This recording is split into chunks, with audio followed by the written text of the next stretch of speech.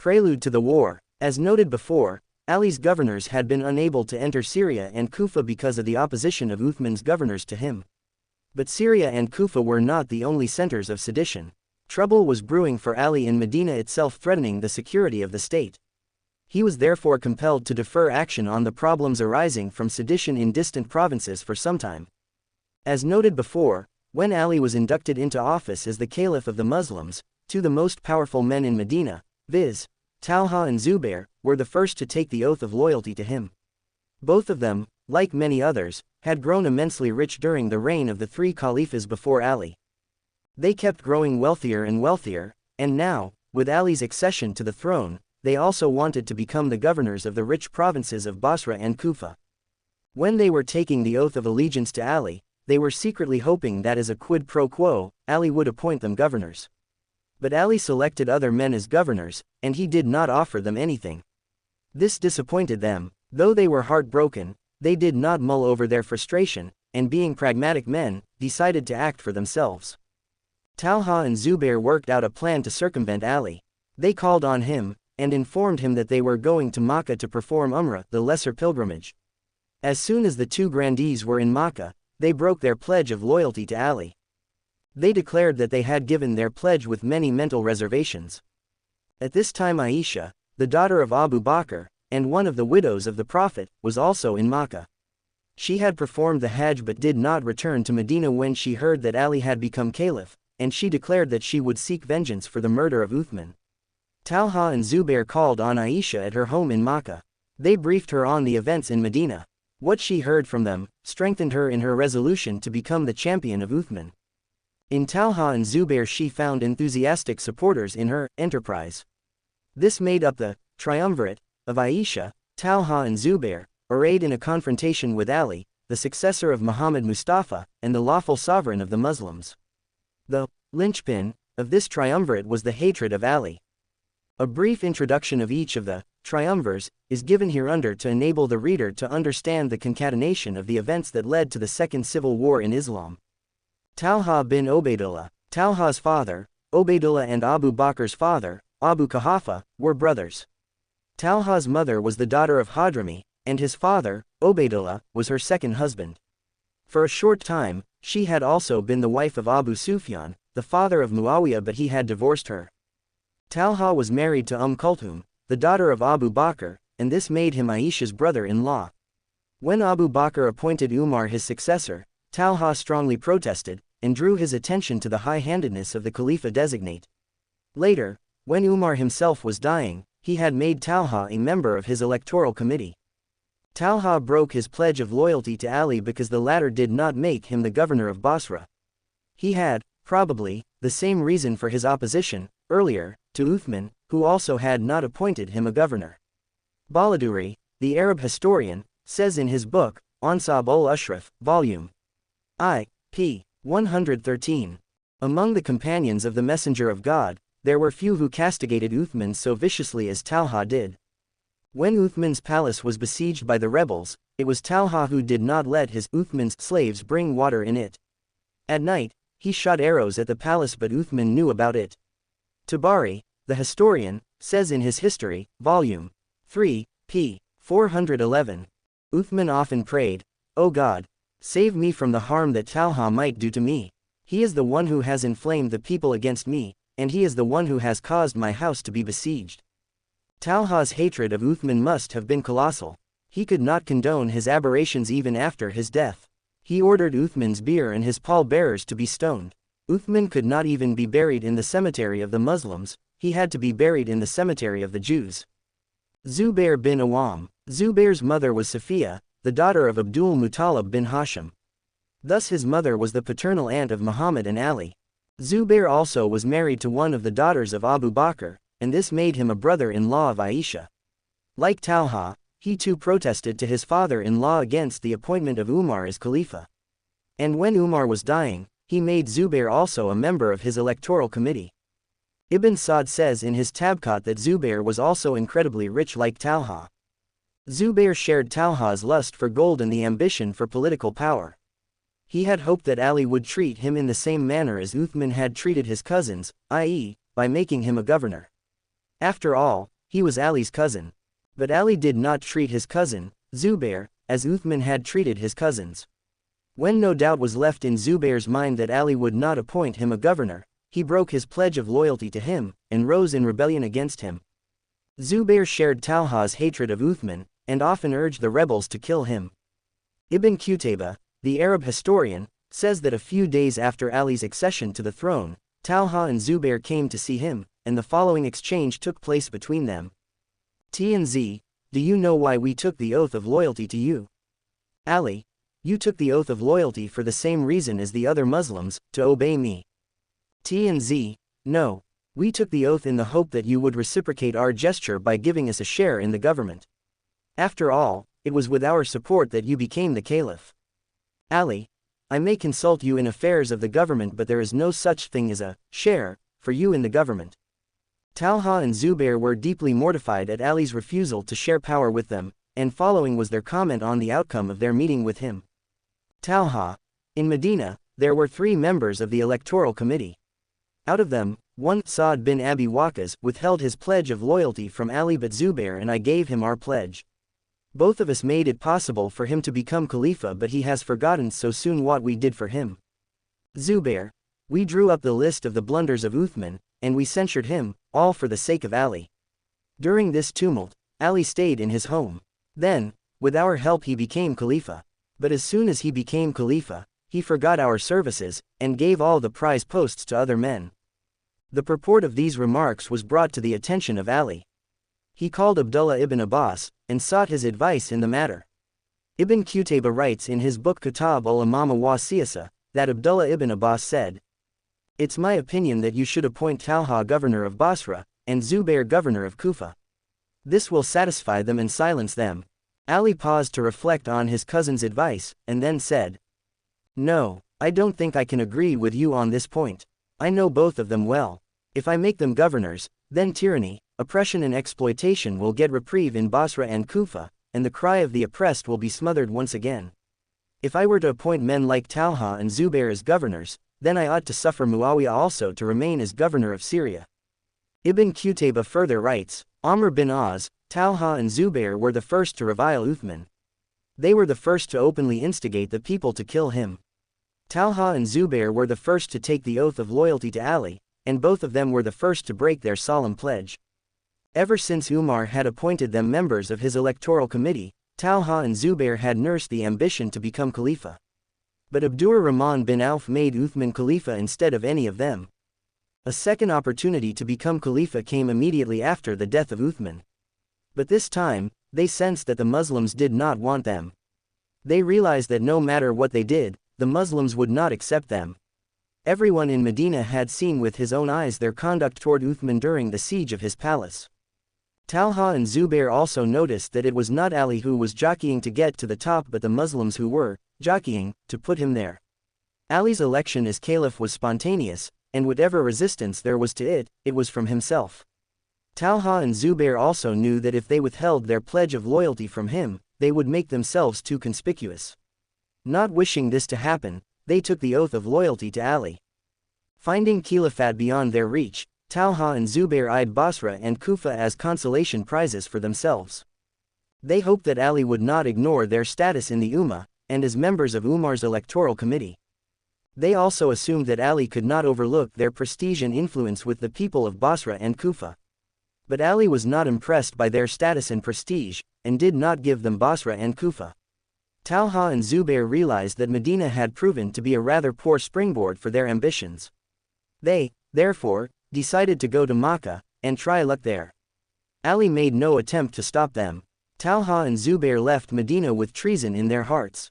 If Ali had appointed Talha and Zubair governors of Basra and Kufa, they would have consolidated their position in their respective provinces, and then they would have repudiated allegiance to the central government. The Ummah then would have found itself ruled by 4 independent and mutually hostile rulers, Talha in Basra, Zubair in Kufa, Muawiyah in Syria, and Ali in Hijaz.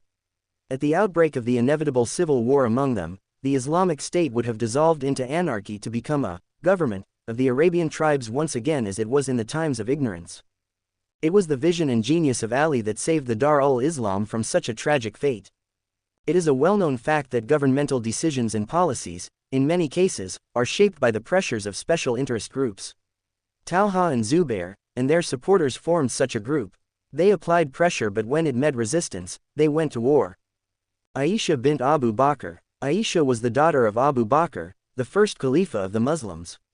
She was born 4 years after the Prophet of Islam proclaimed his mission, and she was 9 years old when she was married to him. She was his third wife. Since she remained childless, she adopted Abdullah bin Zubair, the son of her sister, as her own child. It was from this circumstance that she was called Abdullah, the mother of Abdullah. Aisha was present in the Battle of Uhud. Bukhari says on the authority of Anas that he saw Aisha and Salim bringing water in leathern bags, and giving it to the wounded soldiers to drink. Aisha fiercely hated Ali. She hated him so much that she could not even mention him. Bukhari has recorded the following incident. Aisha says that when the condition of the Apostle of God deteriorated, he sought the permission of his other wives to spend all the time in my chamber as he wanted me to nurse him. That day he was in the chamber of Maimuna. Since he was weak, he had to be supported by 2 men who brought him from Maimuna's chamber into my room. One of those 2 men was Abdullah ibn Abbas. Aisha's account of this story was reported to Abdullah ibn Abbas, and he said that the other man who supported the Apostle when going from Maimuna's chamber was Ali. Historians have tried to find out the reasons why Aisha hated Ali. One of the reasons is supposed to be the incident of Ifk, i.e., the lie. This incident occurred in the 6th year of the Hijrah. When the Medinese army was returning from an expedition to the Banu Mustalik, Aisha, who had accompanied the Apostle, was inadvertently left behind. She turned up later with a camel driver. The incident occasioned some loose talk among the people, and caused much heartburning to the Apostle. He is said to have consulted Usama bin Zayd bin Haritha and Ali ibn Abi Talib in this matter. Usama reportedly told him that Aisha was absolutely innocent, but Ali is reported to have said to him that it was unnecessary for him to endure such torment because he could always find other women to marry. Aisha also claimed that Ali beat up her maid-servant in an attempt to make her disclose the truth. The Prophet was on tenterhooks, not knowing what the truth of the matter was, when a new revelation came from heaven that exculpated Aisha of all guilt or blame. Her innocence was upheld and the unpleasant incident was apparently closed. Though this incident had a happy ending for Aisha, she never forgave Ali for the advice he is alleged to have given to her husband, i.e., to have told him that other women were available to him all the time, and that he ought not to grieve over the incident too much. If Ali ever gave such advice to the Apostle, then he did nothing more than paraphrase the 5th verse of the 66th chapter of Quran, Surah Tarim, which reads as follows. It may be if he, the Prophet, divorced you all, that God will give him in exchange consorts better than you. According to this verse of Quran, there were women who were better than the consorts of the Prophet, and God could give them to him. The story that Ali beat up Aisha's maid does not jibe with his character. He was the most chivalrous of men, and even in the battlefield, did not want to be the first to strike at his enemy. He invited his enemy to strike at him first. Only when the enemy had struck a blow, did Ali feel free to defend himself. It is unthinkable that he would beat up a helpless girl. When the army marched out, and Aisha was left behind, she was all alone, and her maid was not with her. How would she know what had happened if she was not with her mistress? Even if someone had threatened to kill her, she still could not tell anything. Sir William Muir, the British historian, has pointed out that the narrator of this incident was Aisha herself, and this, he says, makes her testimony suspect. But Aisha did not need the incident of Ifk to hate Ali. Her hatred of Ali went to earlier times, beyond this incident. She was jealous of Khadija, her daughter and her daughter's children. Muhammad was coddling and cuddling the children of the daughter of Khadija all the time, and Aisha might have thought that if she had any children, he would have loved them as he loved the daughter and the grandchildren of Khadija, but she had none. To be jealous of the daughter and the grandchildren of Khadija might have been normal and natural for Aisha. But what was not normal and not natural, especially for a wife of the Messenger of God, was to allow her jealousy to become an ungovernable and irrational obsession. Aisha herself often said that though she had never seen Khadija, she was more jealous of her than she was of any other of her co-wives. One reason for her jealousy was that her husband always remembered Khadija with genuine love and gratitude. On one occasion, he was praising and complimenting Khadija when Aisha lost her patience, and snapped, "Why do you talk about that old woman all the time? Hasn't God given you better wives than her?" "Never," answered the Apostle. God never gave me a better wife than Khadijah. She believed in me when others contradicted me. She supported me when I had no one to support me. She was the first one to accept Islam when everyone else was an idolater. And God blessed me with children through her, and through her alone. Bukhari and Siyar as-Sahabiyat. But Aisha could not suppress or conceal her hatred of Khadijah, her daughter and her grandchildren. Even the death of Khadijah and Fatima could not persuade her to forget her old hatred. She hated Ali and the grandchildren of Khadijah. It was inevitable that Aisha would tangle with Uthman. Once Uthman was using abusive and profane language, from the pulpit, for Abdullah bin Masud, a friend of the Apostle of God, and she had risen to his defense. There had been other occasions when she had tried to cut Uthman to size. A door of her chamber opened into the mosque, and from time to time she put on its floor a pair of shoes and a shirt which belonged to the Apostle, put her head out, and addressing Uthman when he was in the pulpit, said, "Before these things which belong to your Prophet could accumulate any dust on them, you have changed his commandments, his traditions, and his customs, and you have corrupted his religion." Aisha had suspected that Uthman ignored her. Then he curtailed her stipend. This made her furious. This and many other petty irritations made her a bitter enemy of Uthman. Abbas Mahmud al-Akkad of Egypt says in his book, Abiquriyat al-Imam Ali Cairo, 1970, that Aisha had given the name, Nathal, to Uthman. Nathal was an old Jew in Medina. It is said that Uthman's beard bore some resemblance to his beard. Aisha, in moments of pique, openly incited the people against Uthman, and said, "Kill this Nathal. He has become a kafir." Umar Farooq writes on page 190 of his book, The History of the Arabic Thought Till the Days of Ibn Khaldun, published in 1983, by Dar Ilm Lil Malayin, Beirut, Lebanon. It is reported that Aisha used to say, "Kill this Nathal Uthman bin Affan, he has become an apostate." The siege of Uthman's palace had already begun when Aisha left Medina for Makkah to perform Hajj. Marwan begged her to stay in Medina, but she paid no attention, and left the city. During her absence from Medina, Uthman was killed. In Makkah, Aisha was exceedingly anxious to hear the news of the events taking place in Medina. After the Hajj, she packed her baggage to return to Medina. Before leaving Makkah, however, she was informed that a man called Akhdar had arrived from Medina. She called him and asked him what was happening in Medina. He said, "Uthman has killed the rebels and has brought the city under control." Aisha was shocked to hear this report, and she said, "Did Uthman kill those people who came to Medina only to protest against tyranny, and to demand justice? By God, we are not pleased with this." Tabari, History, Volume 3, p. 468. But on the following day, another traveler came from Medina, and he told Aisha that the rebels had killed Uthman, and that Akhdar had given her a wrong report. She said, "May God put distance between his mercy and Uthman. Whatever has happened, Uthman brought it upon himself. God does not oppress anyone." When the news of Uthman's death was confirmed, Aisha decided to leave Makkah immediately. Her presence in Medina, she believed, was absolutely essential before the election of a new Khalifa. She left Makkah, but she had not gone far when she met a third traveler, one Ubayd bin Abi Salma, coming from Medina. She asked him what had happened in Medina before he left it. He said, "Uthman has been killed, and the people of Medina have given the pledge of loyalty to Ali ibn Abi Talib." The accession of Ali to the throne of caliphate was not the kind of news that Aisha was prepared to hear. But hoping that she had not heard the report correctly, she asked, "Did you say that the people of Medina have given the pledge of loyalty to Ali?" Ubayd replied, "Yes, they have. And who else was there to whom they could give their pledge of loyalty?" Aisha moaned, "Oh, how I wish the earth had split open or the sky had fallen on earth if Ali has become the caliph. Now I cannot go to Medina. I shall return to Makkah." Camille, History, Volume 3, p. 105. Aisha ordered her camel driver to return to Makkah, and said, "Uthman was killed while he was innocent. By God, I shall now seek vengeance for his blood." Aisha's remark surprised Ubayd bin Abi Salma, and he asked, "O mother of the believers, are you going to seek vengeance for Uthman's murder? But wasn't he the man you called Nathal, and were you not the woman who instigated the Muslims to kill him because, as you said, he had become an apostate?" Aisha answered, "Yes, it's true that I called Uthman by that name, and other people also called him by the same name. It is also true that I said that he had gone astray, and that he ought to be corrected. But what I am saying now is truer than what I said before, and what I am saying now is that Uthman had repented before his death. Therefore, when he was killed, he was innocent, and I am going to seek vengeance for his blood."